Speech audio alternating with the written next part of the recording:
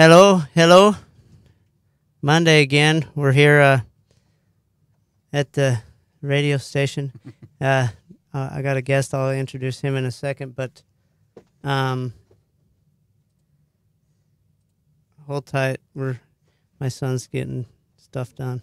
All right. Addiction recovery, hope, all capitals, and resources. And I'm Heston Cherry, and my guest today is Derek Drake. He's like famous from everyone. I ask, I ask 20 people, who can I get on my show? Who can I get on my show? And his name probably pops up 19 times.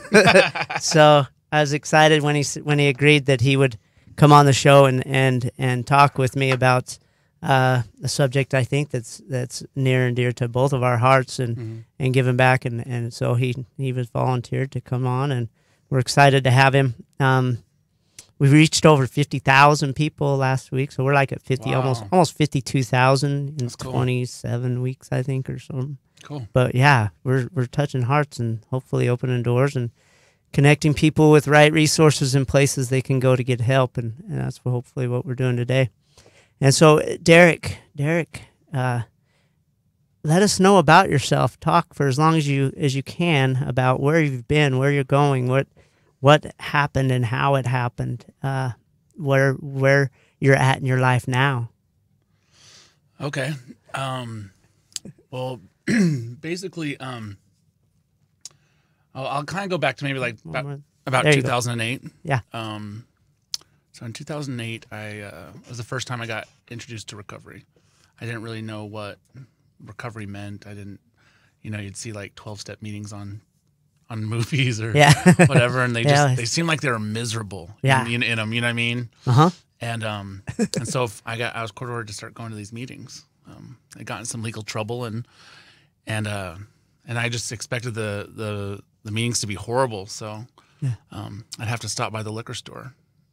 and this is what I would tell people: beer wouldn't be strong enough to get me through the meeting. Yeah. And I didn't want anyone to smell liquor on my breath, so I'd buy a cheap bottle of wine, and that would get me through the meeting. Obviously, that didn't last very long because that got me back in jail. Yeah. And I went to rehab for the first time, and things were good, after rehab, and I got involved in a 12-step program, and I was happy. I thought, if I can finally move on with my life, and addiction's not going to hold me back. And the problem was that after a year or two, I thought I was cured. I thought, okay, now I can just move on with my life, and I can just go back to drinking like a gentleman, and maybe just getting high, on the weekends, and going back to when it was I can fun. control it this time. Yeah, exactly. It won't control me. Exactly. And so I kind of was able to carry that for, I don't know, I'd say about 4 years. And the second that life really hit, I had a business partner that embezzled money from the company.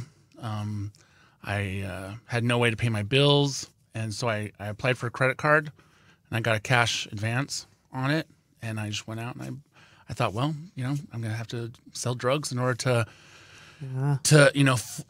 pay my bills and just kind of get me back on my feet. And obviously I told myself I'd only do it for 1 or 2 times. Yeah, that's what I was going to say. You had a plan. You had a plan. I'm just going to do it for a minute, and then once we get this amount of money, I'll be done. Yeah, exactly.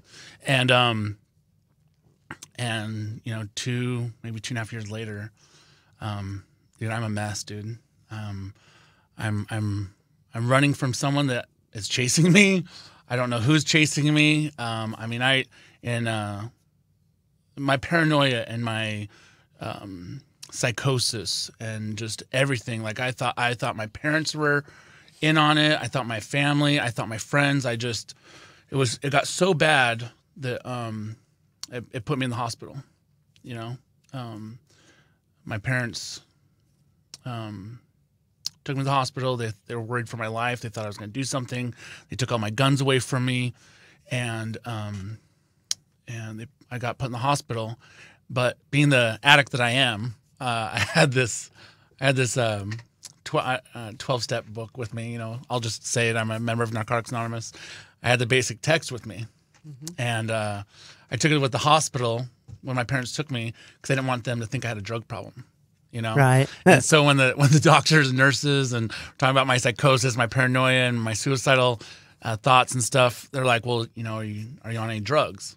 And I held up the basic text, and I was like, "No." Yeah, this proves it. This proves it. I don't do people with basic text do drugs? Yeah, right. And anyways, they obviously that didn't pass because when they did my urinalysis, it showed up drugs in my system, and so they sent in a case manager. Kid came in, well, not a kid, but a gentleman came in and talked to me, and he asked me about, hey, do you go to 12-step meetings? And I said, oh, I used to. I haven't been in a long time, and but I remember being happy. I remember having hope, being a part of a 12-step program. And he says, why didn't you start going again? And I was like, well, if the DEA would leave me alone, then maybe I could start going again, but that paranoia. Anyway, so the next day I went to a 12-step meeting, and man, I was still terrified, and I just didn't feel comfortable. I thought that, people in the meeting were out to get me, and I don't know. It wasn't very good. So so something I remembered is when I was in a treatment program through Southwest Center. They said that kind of as graduates, you could always kind of sit in on groups and stuff. Yeah. And it had been so long, I didn't even know if that was possible. So I went to the Southwest Center, and they have this alumni program now, a mentorship program that graduates can still come once a week and stuff. So I got invited to do that. I ended up becoming a mentor, and from being a mentor, I was able to sit on groups. And in the beginning, it probably was it was kind of interesting because I didn't have much clean time, and I was still paranoid, and I just was hating life. But I couldn't just go to a meeting and that be okay for the day. I had to have like my time filled up with something. So I was doing the mentors program at Southwest Behavioral Health Center. I was sitting on groups. I was going to groups for like 9 hours a day. Yeah, because I needed it. Right. I had to not be by myself. And eventually by having something to distract me, by focusing on my recovery, doing my steps, getting a sponsor, being of service, and helping other people to do what I did. Eventually it started adding up time, and then I thought, you know what, maybe I'll go back to school. So I started going back to school, and then that filled up my time, and I don't know, it's just been a little over 2 years now, and I have that hope again. I have that feeling that things will be okay as long as I treat my disease, and as long as I don't think that I'm ever going to be cured, or that I got this, or that it's no big deal. I won't say that it's simple to stay in recovery. It's simple to stay clean, but it's not easy. Yeah, because we like to throw roadblocks in our own way. Yeah. Especially like you said earlier, when big stresses come on. Yeah. And I bet you at this point, Derek, is that's what I love about the 12-step program is that when someone does relapse or whatever you want to call it, people call it different things. I don't care what they call it, as long as they're getting healthy. I don't care. But is they learn from that. And so I imagine, Derek, that you've learned and you've made a plan that if I ever get that stressed again, this is what I'm going to do, rather than go open up a credit card account. And, right? Exactly. Exactly. It's kind of like a relapse prevention plan that, if I, and trust me, since I've been clean, I've had those moments, not so much like, the stress, but just the I don't know the word I'm looking for, but just the whole thinking like, oh, maybe I could go back to controlling it again, or maybe I could go back to just getting high on the weekends, or this time I won't use these drugs, but I'll just stick to these drugs, and when those thoughts hit, I'm calling my sponsor, I reach out to my friends, I go to a meeting, and I share how I'm feeling, and not only does it, I feel like it helps me, but I think that sometimes people are afraid to admit that they're feeling that way. That people are afraid to say, I want to get high. Yeah. That's normal. We're addicts. It's normal to want to get high. Right. It's just in our brain, and that's what we got to understand is it's okay as long as we acknowledge it. Yeah, exactly. Acknowledge it, and then, like you said, I haven't went to a lot of meetings lately. This week I went to 2. Mm-hmm. I just, I've been down. I've been, you see the behaviors coming on you, and you say, I better get back and check reality. Yeah. And I get to go in, and through me opening up, it heals me, and then someone else hearing me that's new, it gets a little bit of hope too. So I'm kind of giving back at the same time. Yeah, exactly. So, and you give back a lot. I know that. I try to. Till it hurts. I try to. I try to reach out to the newcomer as much as possible. Because I know that for me, like when I was getting clean, I didn't know nobody. I moved down here from Salt Lake. I mean, I'm from St. George, and I know people in recovery. But when I first moved down here, everyone in the meetings had changed. Like I didn't know any of these people, and it took some time of going to meetings, every single day to finally start meeting old people that I knew and that I could talk to. But in the beginning, I knew no one, and it was lonely and it was rough. Yeah. Because you get to have a meeting, and now what? So when I go to meetings, I see people struggling. Hey, come out to dinner with us, or I love that. Don't worry about it. I got you this time. You know what I mean? Like you don't have no idea how much. The most how important much thing is for you to be with other people that are in recovery. Yeah, you have no idea how much that hits me, because I moved out here 39 years old with my 7-year-old son, and I knew no one. Mm-hmm. I had my parents. That's who I knew here. And I had to go to a meeting. And so they say, a lot of people go to 90 and 90. It means 90 meetings in 90 days. And that's where I found, when I made it to 7:30 at night to my meeting, that's how I knew I got through that day. Mm-hmm. And I was fine. I was going to be able to breathe and get some sleep that night after so long. I didn't sleep for like a month and a half, but after so long, that's how I knew. And I probably went for 6 months, 6 nights a week. Yeah. And that would help me, son. But it was people that opened up to me, and because I'd be the first one out. Mm-hmm. I was coming in, and I was going to finish the 12 steps in 12 days. Yeah. In my mind, I'm going to finish these 12 steps, and I'm never coming back. This ain't my place. Right. But you learn by going, and so I was the first one out. I'd never stay and talk. I was out in my car. Everyone would be like, I saw you at the meeting last night, and then all of a sudden you were gone. I was like, hey, I just don't do good with people. Yeah. But through time, I got to fellowship, and it's a behavior trait that for me to still want to run out of that room, even after 6 years almost. It's still, I really don't want to stay and converse, but it's good for me. Yeah. I know I should do that. The meeting after the meeting. Yeah, the meeting after the meeting, right? That's when the important stuff happens. Yeah, that's where I usually hear the message the most. Yeah. Sometimes. I love it. Yeah. So do you, in the fellowships, once they do go out and they don't know anyone and they're new, you guys go out and bowling or what, just doing stuff that normal people addicts wouldn't do? Yeah. Going out and enjoying life. Something that I'm really big on is that I can get really bored really easily. And boredom isn't good for addicts. Yeah. You know what I mean? We get in our thoughts, and we just, it's not good. So for me, and also not only the boredom, but my biggest fear of why I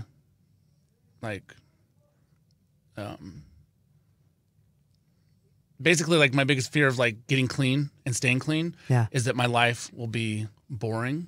It's going to be miserable. There'll be no fun. Yeah. It's just going to be this mundane life that's just I'm miserable, And which is even a better life than being an addict, though. Even that as sad as that sounds, it's better than being on drugs. Yeah, right. But that's not my life. You know what I mean? I don't know. I think people know in the recovery community that, I like to have fun in recovery. Do you know what I mean? From hikes to trips to, me and my friends go on road trips to conventions, and we go snowboarding, and we go out to the lake, and we go on hikes, and we go up to Zion, and we go shopping in Vegas, and we go bowling, and we have a great time. It's a fellowship. It is a fellowship. It's a brotherhood and a sisterhood, and everyone's invited. No one's, no one. I love it about it. You go to church, and they might look down upon some people, which not often, but there is people out there, but no one is looked down upon. Everyone's invited. No. Everyone's the same. Absolutely. Everyone's treated the same. And that's finally someone's accepted into recovery. And that's a lot of times, the way they get out. Yeah. Well, and that's you hear that the opposite of addiction is connection. Yeah, good point. And I'm a part of the mentors program at Southwest Behavioral Health Center, and that's our motto. On our T-shirts, it says, our goal is a connection stronger than our addiction. Yeah. And I truly believe that, because I know that when I'm having a bad day, or just the way that our brains think, it's I look back and it's like, man, I haven't been to a meeting. I've been isolating. I've just been focusing on my homework and my everything else except for my recovery. And so when I'm not having that connection, that's when my addiction starts to take over, Yeah. And so I try to have at least daily connection, with either a meeting, with my sponsor, with someone in recovery, some sort of service, something to connect and kind of counteract my addiction. Yeah, we are a lot the same, and I think a lot of addicts are. I guess it's part of the disease as we understand it. But my wife laughs because she knows I could be by myself the rest of this lifetime and not be. I'd be totally fine with it. but it's not good for me. No, I love my family, but that is the worst place I can be, is isolating, not being motivated, not keeping my schedule full, not staying busy. Yeah. That kind of stuff is very important in our lives. Oh, when I first got clean, I don't think I only got out of bed to go to the bathroom, like that was it. It was Netflix all day. And sometimes when I'm just like, oh my gosh, I have so much to do today, I find myself just sitting in front of Netflix, and it's like, I can't isolate like this. I got to be doing something. It's hard to get out of it. And if the longer you stay in it, the harder it is to get out. A day turns into 3 and turns into a week, and then you're in bad shape. Oh yeah. You got it. And that's what the 12 steps does for me. It gave me tools. It gave me tools to recognize when I'm in my old behaviors, and to know what to do. Yep. I always tell people, I'm even an idiot like me can get recovery because I live my life numbers 1 through 12. Yeah. I don't know how to do life. I suck at life, literally. So I just step out of my way and think, what number am I on right now? What number am I going through right now? And then if I know what number, if I can nail that down, I can know which number I need to go to fix it. Yep. Yeah. And it's a really cool program. Yeah, no, it is. I definitely am a firm believer in a 12-step program. Yeah. So, Derek, we're always asked as addicts, what are you going to do with your life? Your dad, what are you going to do with your life, son? Your mom, what are you going to do with your life, son? Your loved ones, what are you going to do with your life? Yeah. Derek, you're doing something with your life. Tell us about it. I feel like I am. I definitely got that a lot from my family and parents, and feeling uncomfortable at family functions because it just feels like you're not doing anything with your life. And even my mom would say oh, I'm her Peter Pan boy, because I just never want to grow up. I'm just kind of existing. But today, I'm in school. I'm a pre-PA student, so I'm going to school here at Dixie State University and taking just a bunch of classes to prepare to go to PA school. This time next year, I'll be applying for PA schools, PA programs. So for those people that don't know what that is, that's a physician assistant. Yeah, I just had one on the show about 3 weeks ago. You did. Yeah, so... I say they're doctors, except they didn't go for that extra 4 years of school and didn't go into that extra $500,000 in debt. Exactly. No, I've done the math, so to speak, and PA is definitely the way for me to go. Yeah. Each person's so I'm doing that, and I really... I'm enjoying it. I've always been in sales, marketing, business. I have a partial degree that I was working on here at Dixie and to go into, my bachelor's in business. And I don't know, maybe it's just the addict in me that I'm just hustle and sell, and I can sell anything, and I can talk to anyone. And I thought that's what I wanted to do with my life, up until recently I started going to school. I started with computer programming. That was awful. I just thought the money. Yeah, good point. And I started taking these computer programming classes, and I was like, no, this isn't for me. And then I kind of just was just sitting back, and I took a career, what was it? A career placement test, exactly. Kind of see what jobs you would be. And it was hospital administrator, which my degree actually right now is going to be hospital administration, Wow. but I'll do all the prerequisites for PA. Mm-hmm. And then the second one was PA. And then the third one was a probation or correction officer. Wouldn't that be ironic? And I was like, no, I don't want to have a badge. I don't want that bring up too many memories, huh? So I was like, no, no, that doesn't sound for me. So I'm doing the PA route, you know. I had a professor that said, you know, have you thought about being a PA? Like, you just seem like you're really caring and personable, and you just have a great personality to be a PA. And next thing I know, like I'm looking into it, and it just felt right, you know. So and you'll get to help people. Yeah, and I get to help people, which is still something that I want to continue to do. You know, I'm helping people in recovery, but I want to just help people in general. Yeah, you know what I mean, whether they're addicts or not. Right. You know. Yeah, exactly, and that's the way Tom was. My buddy, he loves the mental illness side of it. Yeah. He really has a passion for that side of it, to help people, because he's been in similar circumstances of that, and so he understands it. Like addicts, we can help people through addictions because we have that instant connection. Yeah, I love also, Derek, that you said the opposite of addiction is connection. Mm-hmm. It's not sobriety. It's not being clean. Opposite of addiction is not being clean. Mm-hmm. It's connection. Correct. It's connecting, because in your addiction you're not connected with anything. Yeah, Derek, we got 2 minutes. Give us a testimony of what bring a little hope to someone's life. What can anyone make it in recovery? Anyone can make it. You know, I hate to say, like, if I can make it, anyone can make it. Yeah. But like, I have a sister who's in recovery. She has 2 weeks clean. 2 weeks more clean time than I do. All right. Because she went to jail. Like 2 weeks. Well, that's a million. No, sorry. No, she has 2 weeks more than I do. So she has about 2 years and 2 months. And we'll have to have her on. For me, this changes that I see in her, you know, is incredible. Do you know what I mean? And you know, my advice to anyone who is struggling, who is looking out, is you know, find the nearest 12-step program. Do you know what I mean? Go to the meetings.